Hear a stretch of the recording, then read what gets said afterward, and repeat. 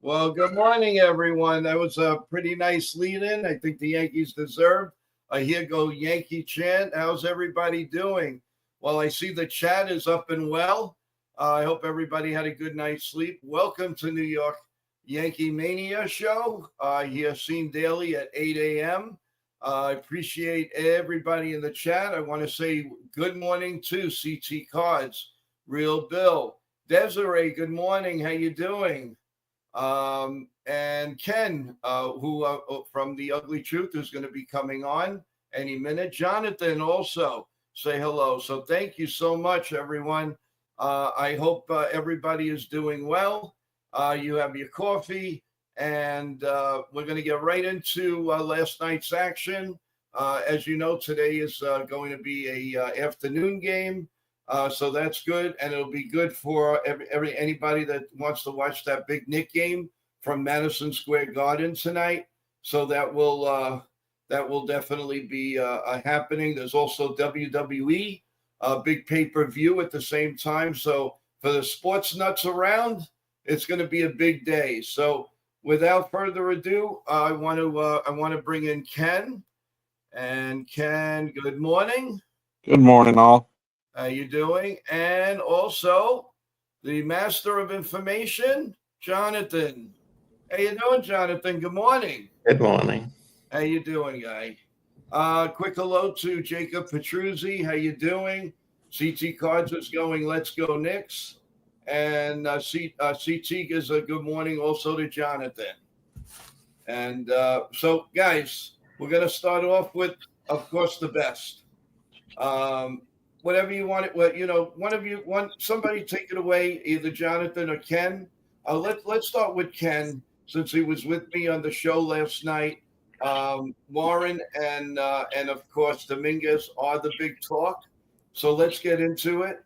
In the chat, also have your questions ready. Whatever you like to talk about, no problem at all. We'll get to it. Just have your coffee ready and your bagels. Go ahead, Ken. Well, Will Warren, you couldn't have expected any better of an outing out of him. He did a spectacular job. Actually pitched into the seventh inning, which is something that was certainly unexpected.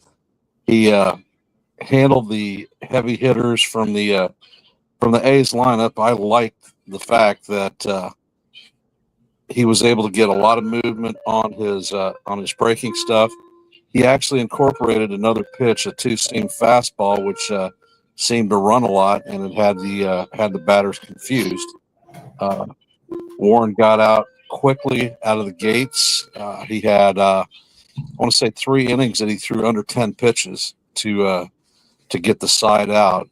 All very impressive, and hopefully this is a turning point for the young lad as his major league career progresses, and he'll do good things for the Yankees. Jason Dominguez, 3 home runs on the night, just simply amazing. 2 of them left-handed, 1 right-handed. Played some solid defense out there. He's making a bid to try to reclaim that 3rd outfield spot. So I think it's going to be a tug-of-war fight between him and Grisham, and may the best man win. Awesome. Jonathan? Yeah, I echo what he said. This was as good a night as you can ask for from Will Warren. And if this is how he continues to pitch, which we know now he's capable of pitching, then that's only a sign of good things to come. I'm not saying he could have a Lewis Hill type year like last year, but he could be maybe a solid number 3. And Dominguez, what can you say? He's better an outfielder than was advertised, I think, and he's all the more hitter. Of course, this is a team which is not a top-notch team or not a playoff contender, but still, I just hope that we see more from Dominguez of what we had last night. Well, first of all, I want to give a big hi and good morning to John the Beagle. How you doing, big guy? Hope all is well. Maybe they're not a contender, the A's, Jonathan, but that is a pretty good lineup. That is not a bad lineup. They have a couple of guys that hit very, very well, and they're also a little bit in a slump as far as hitting. So you want to get out of there before some of those guys get really hot. So they are not what we consider the Miami Marlins or the Chicago White Sox by any means. Are they the Padres, the Dodgers, or even the Yankees for that matter? Not really, but listen, they are an up and coming team. So with that in mind, also I wanted to first of all thank everybody for coming on the live stream last night. Kudos to everybody that gave a liking, and we did get a new subscriber. Thank you very much. Really appreciate it. And again today at 4:00 we're going. Ken from The Ugly Truth is going to be doing the play-by-play there. He's nice enough to invite me to the stream, and I really appreciate that. And I will do a pregame show leading right into Ken's a broadcast. So I will do a little something there with any late breaking news. And we do have a little something this morning about DJ LeMahieu. He may be put off a little bit, not because he's not feeling well. It's because of the weather. They've been getting rained out in AAA at Stratton Wilkes-Barre.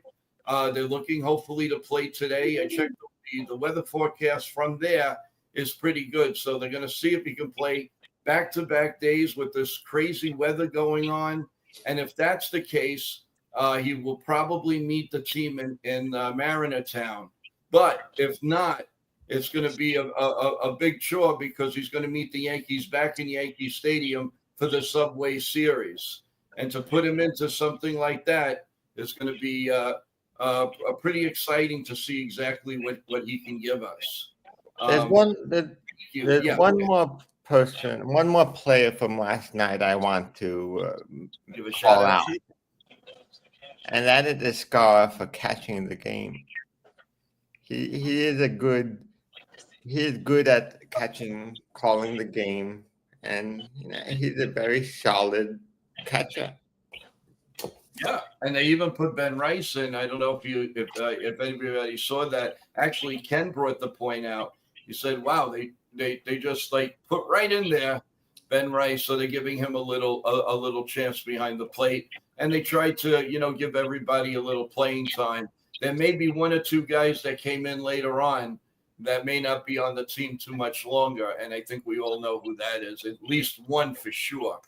But who knows? He may go down to if he has any options. If he doesn't, then he could clear waivers just like Cookie Carrasco. But for teams that are desperate for pitching and not even giving Carrasco an even look, it's got to kind of tell you something. But who knows? Maybe the Yankees can straighten him out. And I wouldn't doubt it if he made another appearance for the Yankees when the schedule gets a little deeper, in June and July. So I wouldn't doubt that one bit.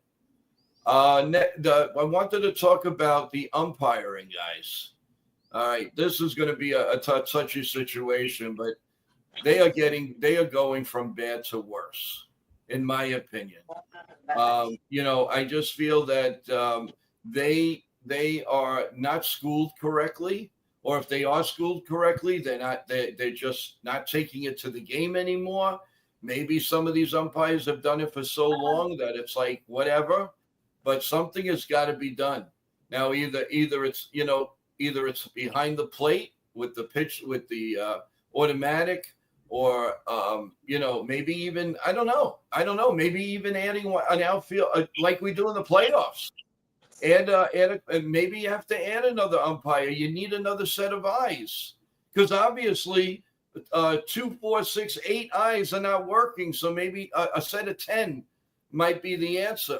I mean, it's not the worst thing in the world. If you could bring in all this junk like the 10th inning and the phantom runner, why not bring in another umpire to help this game? I think that's a great idea. They could rotate whatever, be in that outfield, and you don't have to worry about a second base umpire or a third base umpire running like cats and dogs in the outfield. So you think they should have outfielders in left and right field like they do in the playoffs sometimes? I think they should at least employ one more umpire. Well, Where one umpire for the entire outfield really wouldn't work. Okay. I don't think you'd have to have two, because if Yeah. if you're in right field, you cannot see what goes on in the left corner of the field. I agree. It's another what is it? What's the difference between the foul poles? I don't know what the dimension between the foul poles are. Well, you're right. I mean, it is pretty far. I mean, unless you have a small stadium like in the Florida leagues and all of that. Guys in the chat, what do you feel? How do you feel about that? Do you think it would enhance the game a little bit by making sure that the umpires are in the outfield and they get it correct and we don't stop the game? They talk about, they want to finish these games faster. Well, you know what? That's another way of getting it done, and you won't have to go on certain plays. As I said, I think if they do something like that, they would have to put an umpire in right and left field, because there's no way one umpire can do the whole outfield. If you do that, you might as well just leave an umpire in right field and use a third base umpire for left field. Well, we have one that's on my side with this. A CT card says, I say we have an umpire that hits DH. Hardy. Yeah, that would be good too. But he also says, in a serious note, let's see, when we have to review things all the time, we stop momentum of the game, without a doubt. And lastly, he says, I'd love to have umpires in the outfield. I really would like to get Ken's view on this. Ken, how do you feel about that? Honestly, for 50 years, we haven't had to have umpires down the line. These guys are sheerly lazy. Obviously, they're not paying attention to the game, especially with the Grisham situation where he scored twice in an inning. The umpires were out of position to make the call, and that's lazy. It's not like it was a freaking massive line drive that the guy trapped. Third base umpire out of position, made a call that was wrong, and he screwed up the flow of the game. And then when they placed the players back at third and second, that was wrong.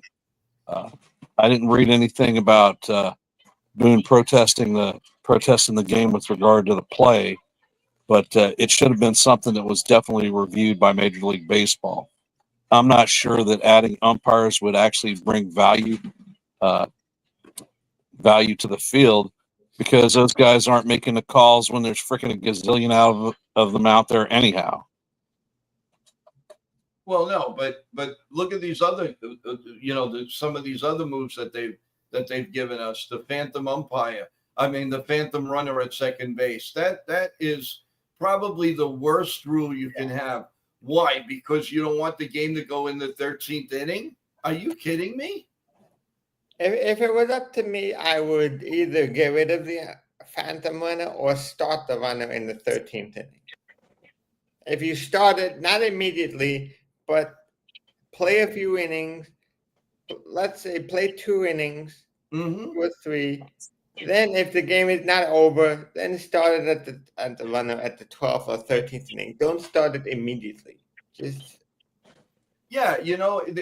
Now that's a great point, Jonathan. Look at hockey. When you go into overtime, they don't go straight into the shootout. They have a 5-minute 4-on-4, which is fair. And then after that, I mean, I'm talking regular season. So or Start the man on. You got to have a man on base. Start him on first base. Well, the one problem with starting him on first is there could be a lot of teams that hit into double plays, and then with one pitch you have 2 outs. Well, that's really too bad that the team can't execute. Well, then at that the point you first should guy's just gonna get rid of bunt. the runner. Okay, well, get rid of it. That would actually incentivize teams to bunt, Right. play small ball, as opposed to trying to drive the ball into the bleachers. However, that's not the point. The ghost runner was implemented as a result of the COVID season. They had 2 weeks of spring camp. It wasn't spring training, so pitchers weren't stretched out. And it was definitely a valid reason to have a ghost runner, not to tax bullpens and starters, because, like I said, they weren't stretched out. After that, when they adopted it in the 23 season, I want to say, or 22-23 season, the need for that didn't exist, and it's just lazy man baseball. Okay, so here's another situation that's coming up that the CBA is due to expire soon. If say you're a player, if you're a player right now, what do you want to change for the new CBA as a player perspective? Well, you know what the players are going to want. The players are not going to want to have a cap. They want a larger share of the revenues that teams are bringing in, i.e., part of the TV package deal for the streaming and whatnot. And frankly, it's sheer greed. And my gut feeling is that Major League Baseball for the 2027 season is either going to see a strike or a lockout. And I have the gut feeling if we go into a strike situation, we're going to lose the 27th season as we know it. Well, I don't know. And baseball is going to lose a good chunk of its fan base, like happened in '94. Yeah, that's the one thing that people don't realize. It took the steroid in the 98 season to bring fans back. Those are the 2 things that brought fans back: the '98 Yankees and the Roger Maris hunt. Right, but without those 2 things happening in the same season, baseball wouldn't have recovered so quickly. Yeah, but Jonathan, you also got to remember what you saw in the ballparks. I mean, they gave everything to the fans: the foul balls, the bats, the this, the that. They were trying to get these fans back, no matter what. 2-for-1 deals with the tickets. They were doing everything they can, and it's just crazy. I mean, but one thing's got to stop is that phantom runner. That's out. Get rid of it. Yeah, no more phantom runner. No more phantom runner. The players aren't going to push for that because it's lazy man baseball. Makes them have to work less. There's no incentive to get rid of the ghost runner from a player's perspective. Well, that's why I propose starting them not in the 10th but in the 12th.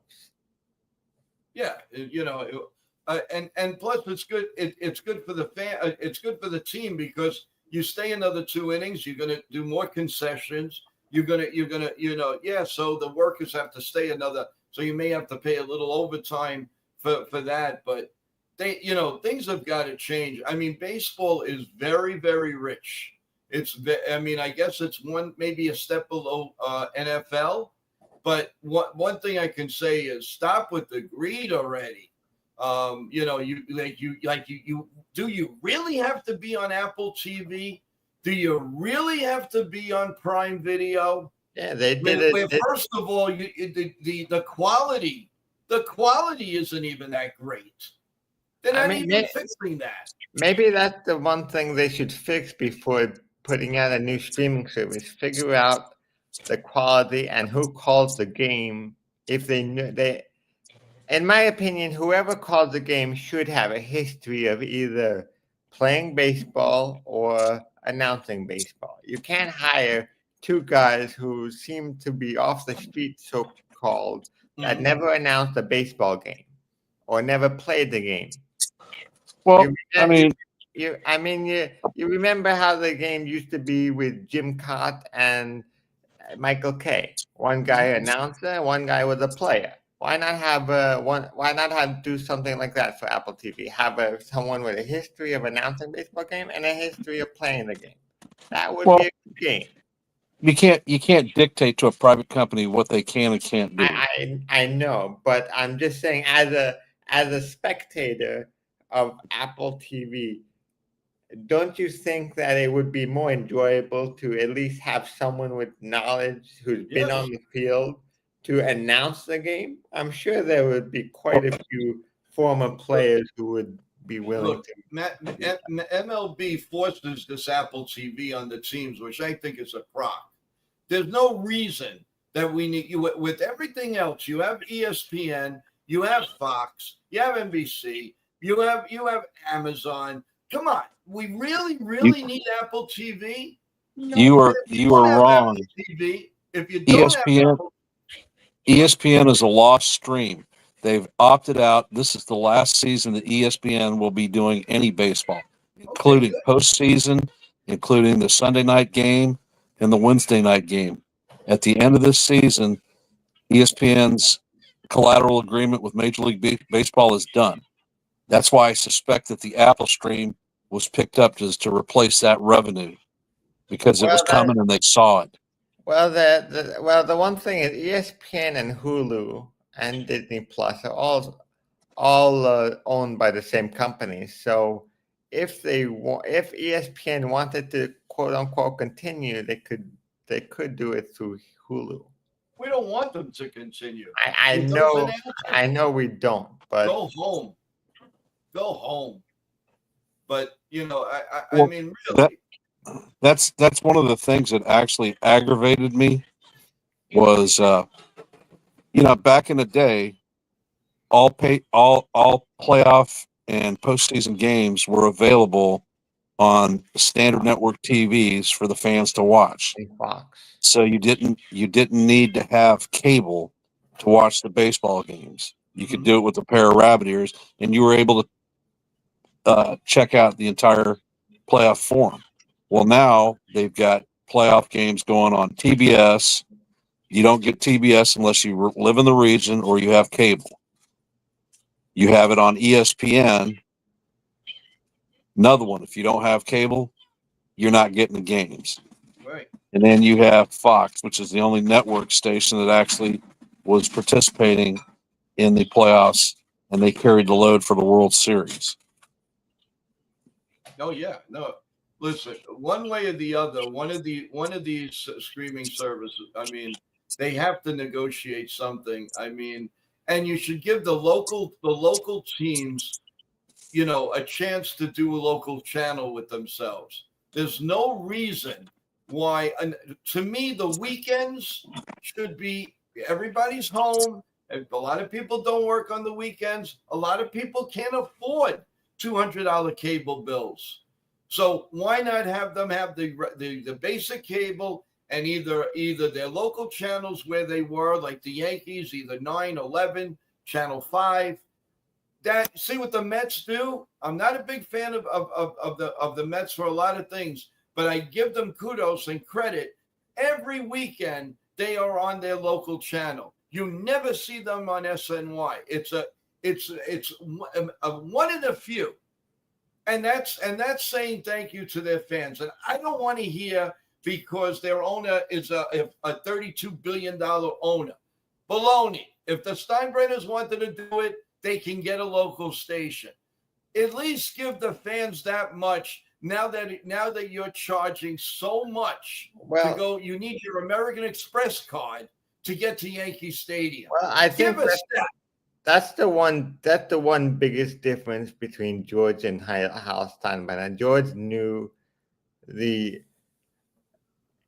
if you want to be a successful franchise, you have to be successful to the fan base, and that includes putting a good team out there and having them watch the game.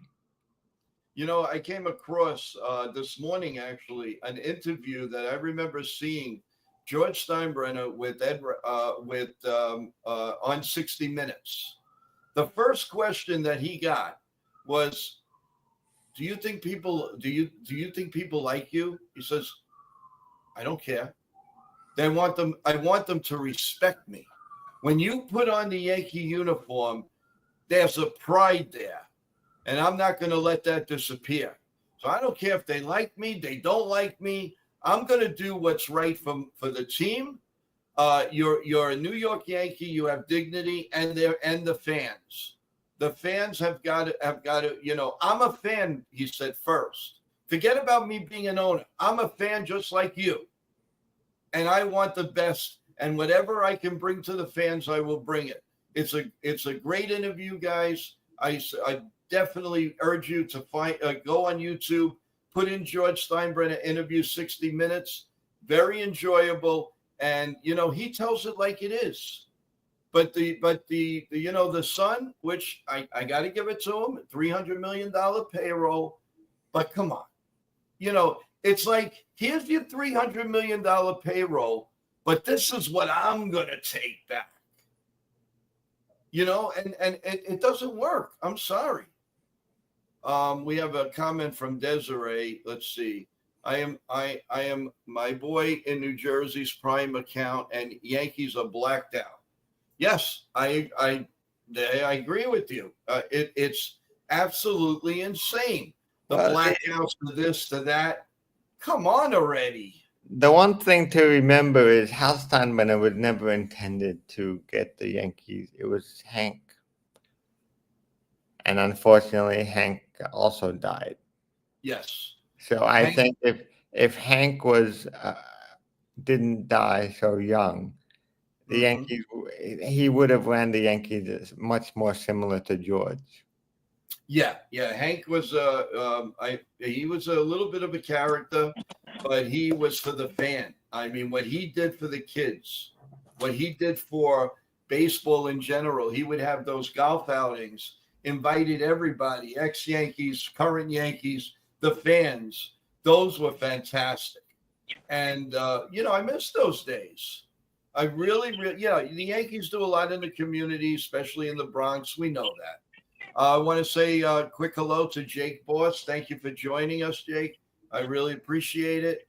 Everybody, please press the like button, the notification button, so you know exactly where we are at any time. One thing I can tell you is, don't forget, New York, NY Yankee Mania is on every day, each day at 8 a.m., and then all the other perks during the day.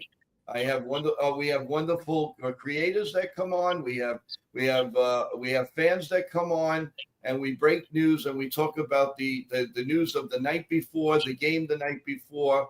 So you wake up with NY Yankee Mania, you get your coffee, get your bagels, and always subscribe. So tell everybody we are here, and we are a show that's going to be on every day at 8 a.m.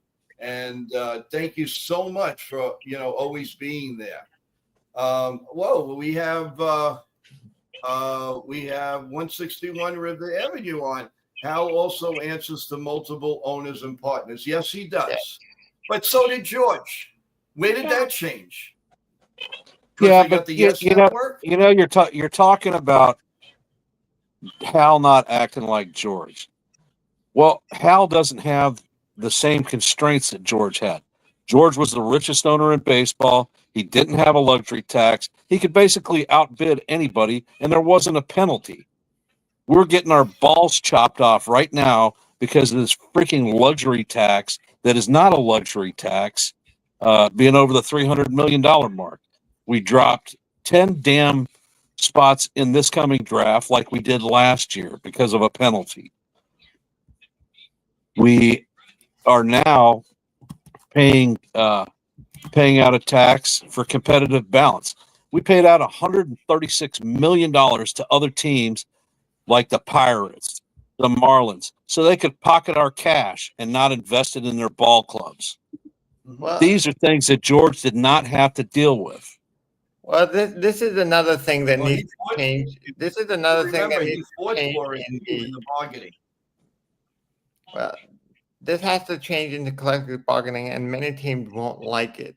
It's that if you, what I would change and what would help the most is if you're a team that has collective bargaining that gets revenue sharing. That's it, revenue sharing. You have to spend it on your team. You have to spend it to improve your team.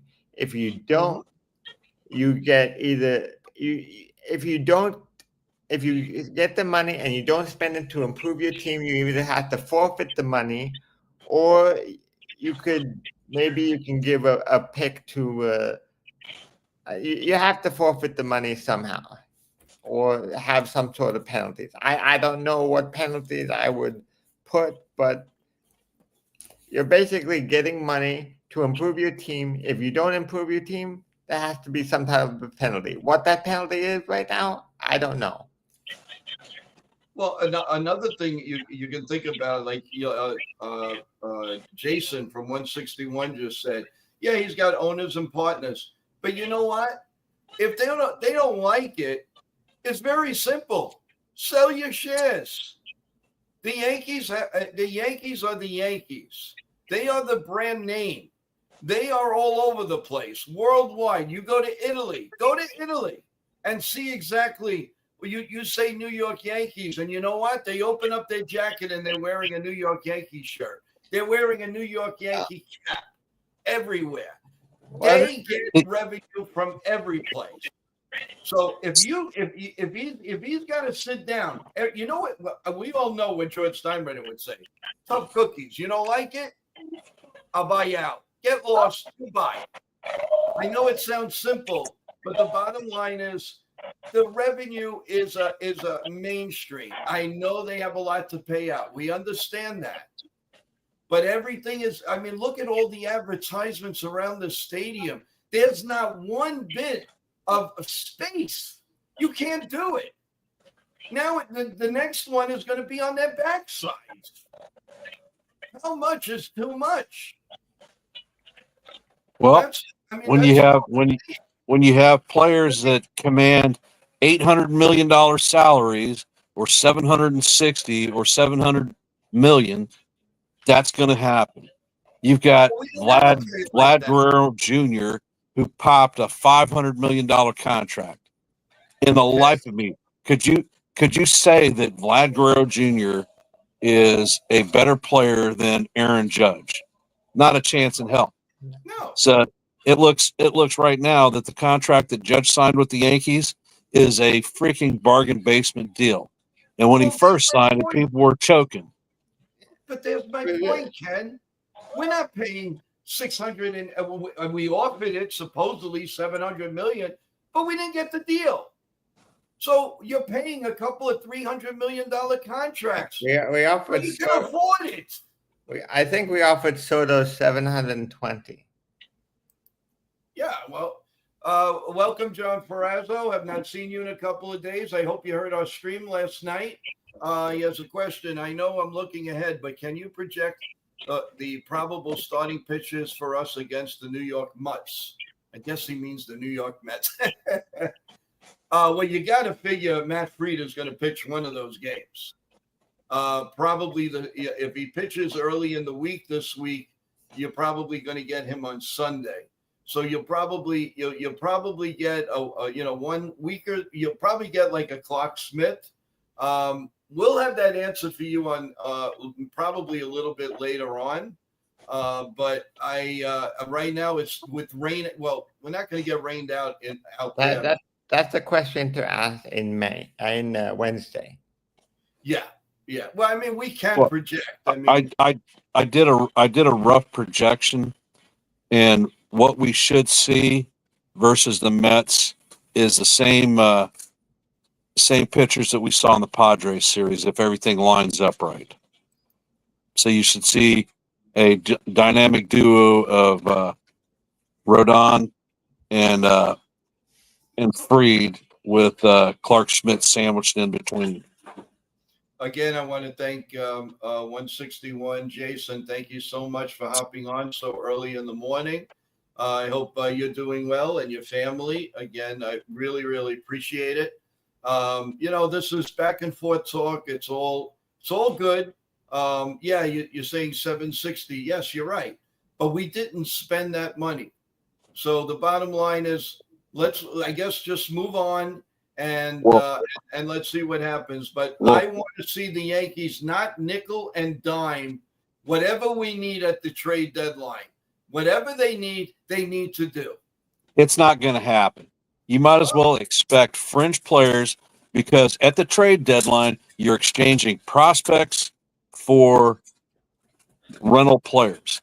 Are Well, we going to give up Spencer Jones? No. Are we going to give up George Lombard Jr.? No. Now there's crazy talk about Jason Dominguez being moved at the deadline. Yeah, no way. Can you imagine the Bronx being on fire if we traded Dominguez, especially after a performance last night? here's the other problem though. Ever since they expanded the playoff, how many teams can go to the playoff, there is less teams to trade with because you have half the teams going into the playoffs. They don't want to trade their best players for prospects if they're in a playoff hunt. Yeah. Jason goes, I'm at the gym getting a sweat going. I'll tell you, I give kudos to everybody that can go to gym that early in the morning. I know there's no way. I mean, I am a morning person, but there's no way I'm going to go to the gym. And I give you guys a lot of credit. I don't know how you do it, but that's wonderful. I know it sets the day. And I know you have a lot going on. And by the way, to everybody, if we don't get a chance to talk to you, Jason, also happy. Please wish your wife, your mom, everybody in your family a happy Mother's Day tomorrow. They are the backbone to all of us, and they deserve a big hug and kiss. And NY Yankee Mania are sending it out to each and every mom out there of yours. To everybody in the chat. With all of our hearts, we send, because mothers is the greatest thing in the whole world. Not taking anything away from the dads, but the mothers are the most important thing that we can ever count on in our lives. So I just want to give a big shout out to everybody's mom. And if your mom listening, happy Mother's Day. We love each and every one of you. Thank you for everything that you do for us, and you allowed us to do what we love to do in life, and that's what a mother is all about. Sorry, I went off the thing, but it was worth a kudos to everybody. It's your show. You can talk about whatever you want. I'm not even sure why we're talking about Soto. If we re-sign Soto, we're a fourth or last in the division because we don't sign Max Fried. We don't sign Paul Goldschmidt. We don't make the trade for Cody Bellinger, and I seriously doubt we make the trade for Williams. We might have signed somebody like Walker Buehler. We just would not going to spend the cash. And after Cohen signed Soto, look at who they acquired.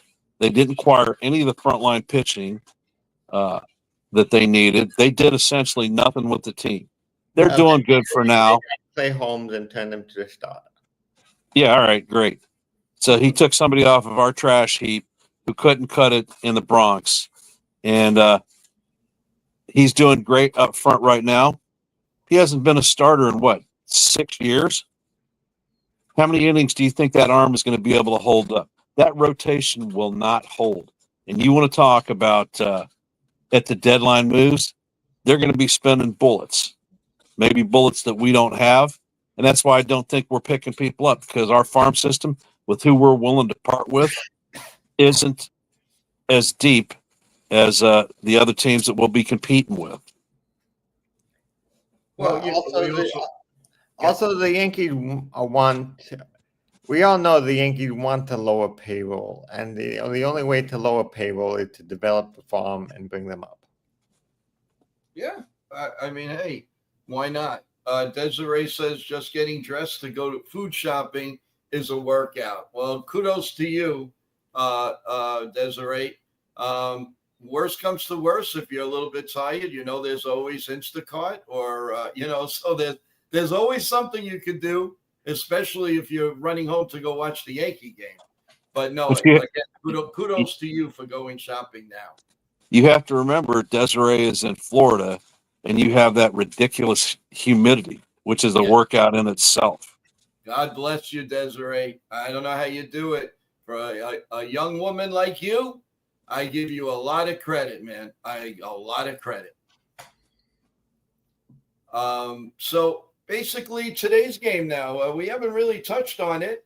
What are your thoughts? What do you see from Rodon? Again, everybody in the chat, let us know what you think we're going to get out of Rodon today and who's going to be the hitting star.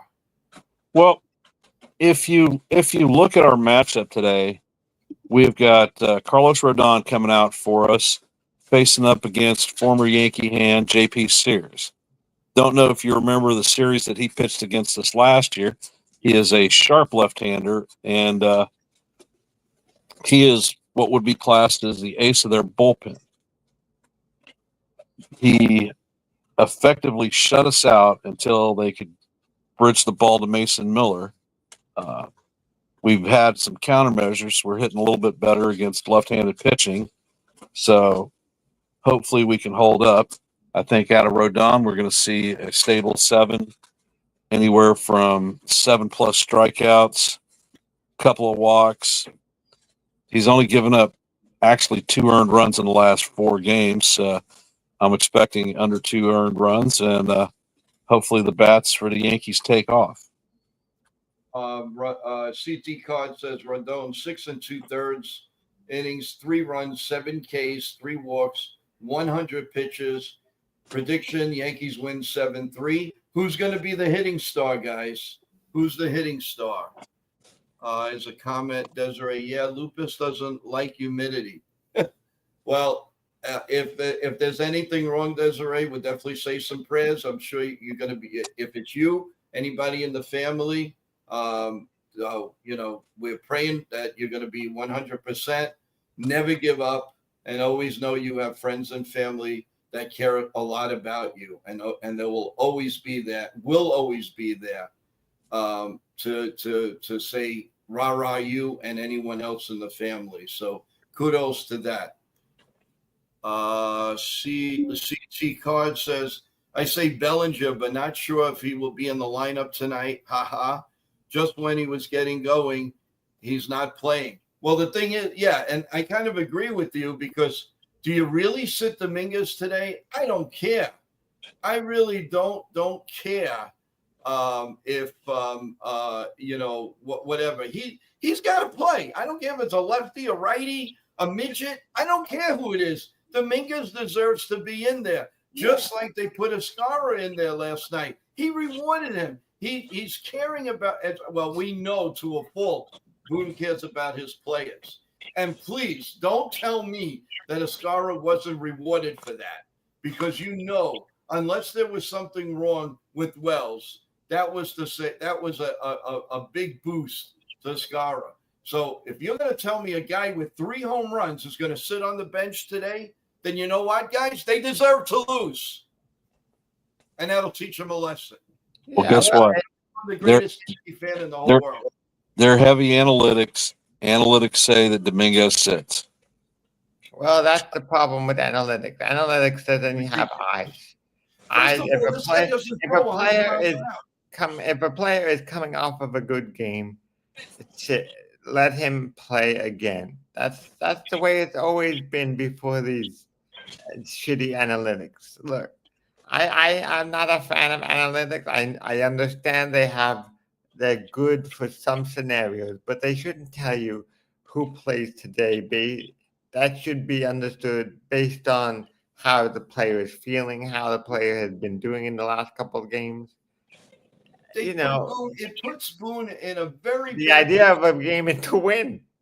Yeah, you want the best lineup, but they're saying, oh, he's the manager. Yeah, he's the manager, but here's the lineup. Now, if you don't follow that lineup and it goes bad, who do you think's going to get it? Boone. No question about it. And we're not telling him what to do. Yeah, You know, turkey cookies. They the are. long, the long and short, old guys like me are not a fan of the analytics. Analytics is here to stay, though. This is how they manage baseball teams. They run their scenarios. I don't like metrics. I think that metrics can be manipulated to say just about anything that you want. But if you were to look from a pure analytical value, uh, Cabrera, who broke a 0 for 18 hitting streak, is hitting 444 against Sears, has a home run, a couple of RBIs, and he's a 1444 player. Analytics don't tell you that he was 0 for 18 and squeaked out a hit last night. Dominguez is 1 for 3, and his OPS against Sears is a 666. Goldschmidt is he's had 4 at bats. He's hitting 750, a 2300 OPS. So Goldie's going to be in there. Judge is hitting 333, 1389 OPS. He's got a dinger against him. Volpe is hitting 310 at bats. He's got a 964 OPS with a dinger. So, I mean, if you went straight off of an analytical chart, half of your lineup is set because they've got power and stuff against JP Sears. Okay. So then it's the opposite. If we don't see him in the lineup, then we're going to blame Boone. Because if the analytics is showing that he's going to be okay, and let's say you have 8 other players in the lineup, does it really matter even if he has nothing, a 0 batting average against the guy? Again, he should be in that lineup, and I think people in the chat will agree with me. And I think you guys to a fault are agreeing with me too. It's just disgusting. I mean, and I'll be honest with you guys. I don't want to see Peraza at third base, and I don't want to see who that's about to be released. It'll be a happy day for me. But I want to see Cabrera there. Period. If he goes into a slump, he goes in. I think Peraza is going to be traded at the deadline. The what? I think Peraza is going to be part of a trade at the deadline. I think if you get Stanton and LeMahieu, he's going to be part of something before the deadline. Definitely, he's not staying that. But he might be sent down to AAA. Doesn't have any options. Then they might make a small trade or DFA him. I don't know. Nobody's going to take him, Jonathan. Come on, be real. Well, as I said, if the only way to trade a guy like that is part of a package. If a team wants your players in the minor league system and you want to get rid of a guy like Peraza, you have to include them in the package. That's the only way to get rid of him. Peraza, I could see he has a little bit more value. Or maybe what happens if next month there's a team that's an infielder that has a bad injury and they want a cheap guy like Peraza. They can say, hey, I will give you a fringe player for a fringe player and have a swap. Do a swap. That's the way a trade can happen. Here's an interesting from Real Bill. I agree. Big trades are coming. Wow, what do you see that? How do you navigate that guy? Unless you want to trade Spencer Jones or LeBron Jr., which I think they would be out of their minds to even. I don't want Elantra. I don't want any of those guys. I won't think about trades until July.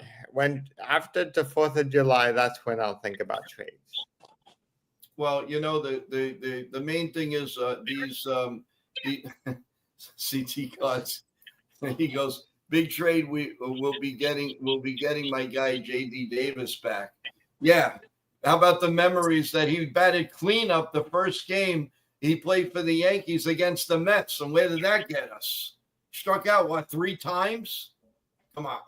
Give me a break, JD Davis. Okay. I don't know who I hate more, J.D. Davis or Pablo Reyes. So to me it's like it's a toss. But listen, I don't. Just remember, you also said that you didn't want to say J.C. Escarra on the field again, but he had a walk-off hit for us. He held his own yesterday. He just has had some bad games. Players have bad games. Okay, all right, you got me on that one. But I don't see anything from this guy. I know he doesn't play a lot, but come on, guys. I mean, his swings and misses, even in the infield, he's torture. He's not that good. Vivas is way, way, way better. These are the guys that got to be playing until Chaz comes back. Hopefully, he will come back healthy.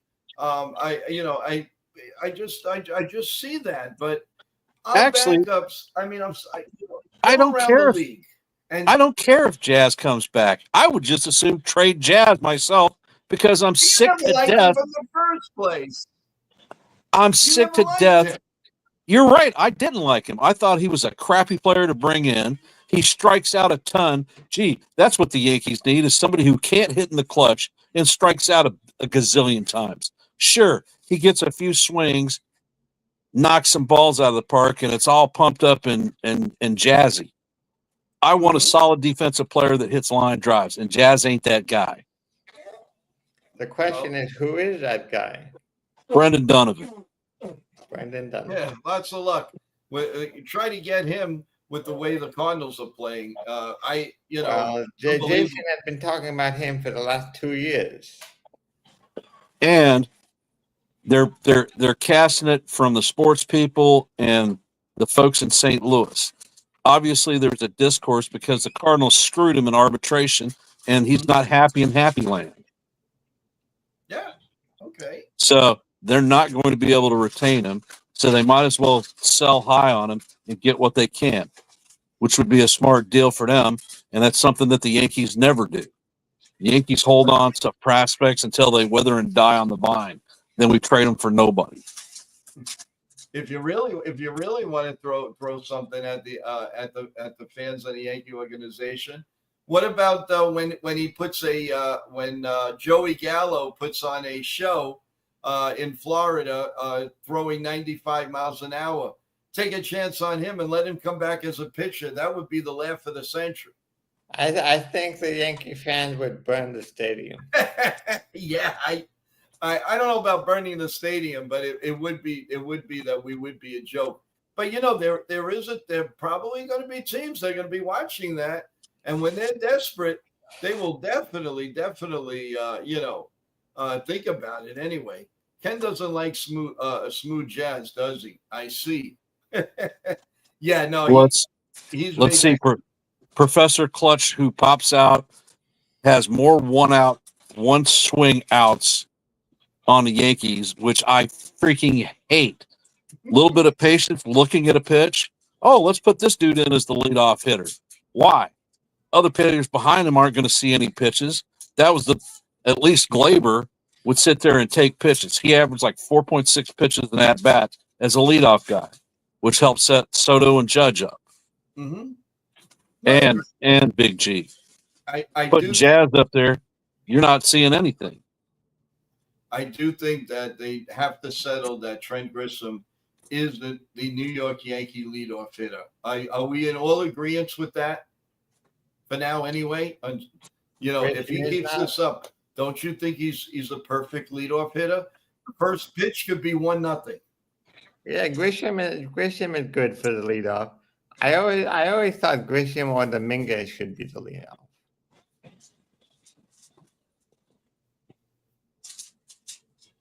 So if he's going to Well, be hitting and getting set, I mean, he's not going to get 7 RBIs every game, but he will. He is an RBI guy. I don't think he'd be suited for a leadoff. You don't want to waste. Not that Well, if leadoff is Grisham can wasting talent. continue to hit, keep him at leadoff. Yes. Can you have an opinion about that? I was looking at a MLB report with DeRosa and Young, and they sat down and broke Trent Grisham down as a player with the Padres compared to what he is with the Yankees now. And they compared swings. And you realize that Trent Grisham, when he was drafted, he was a first-round draftee. Mm-hmm. Wow. So Amazing. in San Diego, Grisham never lived up to his potential. I'll just summarize their thinking. The way that the adjustments that Rawson has, he's opened up his stance a little bit and gives him the ability to hit all fields. They think it's a sustainable swing that he can utilize long term and actually be a productive player in Major League Baseball. So, that being said, from guys that actually played the field uh, and were successful hitters, I think that he should remain in the leadoff spot. No, 100%. Without a doubt. Wow, it's amazing how the time flies, guys. We're closing in on a 1 hour stream already. And I know that everybody has some things to do before they sit down in front of the TV and watch the Yankees and listen to Ken's play by play. So, a couple of more minutes and we'll let you guys go do what you got to do. I really appreciate that everybody's hanging in here. Thank you so much. For all of that. Again, the like button, press the like button, very important to us. Definitely subscribe, notifications. If there's any deals or any news during the day before the Yankees begin, we will get out a short to you and let you know what's going on in Yankee land. So a couple of quick things, guys. Jonathan, start a wrap up and go ahead. Say what you like. Well, I'm happy. Yesterday it was good signs against everything I saw was a good sign. Warren pitching in deep into a game, 3 home runs from Dominguez, and this is the way the Yankees need to continue hitting. They can't. They have to hit to all fields. They can't pull the ball all the time. If they can do that throughout the year, it will be a very successful year, and it will also limit the strikeouts. Okay. And obviously, what's your score for today? If you said it, I didn't catch it. I didn't. I'm guessing the Yankees going to win 5-3. 5-3. Okay. And Big Ken, it's all yours. Well, like I said in a couple of streams, the boys are growing up. They're starting to gel and play like a team, like the potential that we saw that they could have. More patient at bats, better situational hitting than last year. Some of the arms are starting to come around. So if play continues and we start doing the things that we did in the last two series, I think that we should run away with the East. Mm-hmm. Okay. No, I agree. Well, I mean, obviously, a lot of tough games coming. Yeah, the East will determine. I think depending how well when is the next series against an East team? I think it's next week. Well, it's after the Mets, I believe. That is After no, right. it's sometime in June. Boston is come. We're playing Boston on the 6th of June. That's the next East game. Okay. And in June we're playing 6 games against Boston and 3 against Baltimore. I think those games, especially in the beginning of June, will tell us a lot about where the East is heading. No, that sounds fair. We were talking about matchups, for the Subway Series. If you take a look at it, there is a good possibility that the Yankees will miss unless of rainouts. They won't have to go up against Clay Holmes. I think he would drive us crazy with that breaking pitch. He's pitching lights out. So unless they maneuver their pitching staff, I don't because he'll probably pitch on Wednesday. maybe Thursday if they do have a game. So I think we're going to miss him, but we're going to see Singer. So we better be ready for him, because he's another lights out pitcher. It's incredible. Their team ERA is leading all of baseball. And I know some of us don't like to hear that, but it is true. So that's a big test, guys. That Mets series is going to be a big test for us, because they beat our pants off last year in the 4 games. Yeah, Again, but that's crap. We were injured like no tomorrow. Yeah, but again, it's not an excuse. You got to go out and play, Ken. You know that. Yeah, I understand that, but it's not like they played the composite of the actual Yankee teams. It's like they were playing our AAA affiliate. And if things hold, it ain't going to be the same game. We hope. We hope we stay healthy. I'm doing a lot of praying for that, because I want to see them beat the pants off of them. Sorry, Met fans, when the Yankees are playing the Mets. Sorry, but any other time, it's okay. Then they can wear their little brother hat with pride and be done with it. Well, guys, and what I think actually today, I think that Rodon is going to be electric. I'm really hoping anyway. I think he's going to go 7, 8 strikeouts, 1 or 2 runs. I'll say 2 runs. He will give up a home run. That's almost a given. And the bullpen, Williams and Weaver are going to come in and close the game. So I'm gonna go 6-2 Yankees today. That's my feeling. So we are over an hour now, guys. So I want to wish everybody a really great Saturday. Do your shopping, do whatever you need to do to get ready for Ken's stream at 4:00. Please, when you go there, subscribe. If you're not already subscribed to Ken, press all the like buttons and all. And we will come back to you tomorrow morning at 8 a.m. on Mother's Day morning. So looking forward to seeing everyone. Jonathan, as always, thank you so much for what you do for us. Of course, any late breaking trades, if you get it, please let us know. I'll look out for it. Ken, looking forward to you calling the game today. And whatever I could be of any service or any help to you, I definitely will. Thank you again for inviting me, and we're looking forward to it. So with that in mind, everyone, again, have a great day. I love you guys all. You've been terrific with this show, and I appreciate it, and love to see you guys over by Ken's stream, and then tomorrow morning with Coffee and Yankee Talk. Have a great day, everyone. We will see you later. Let's go, Yankees. Bye.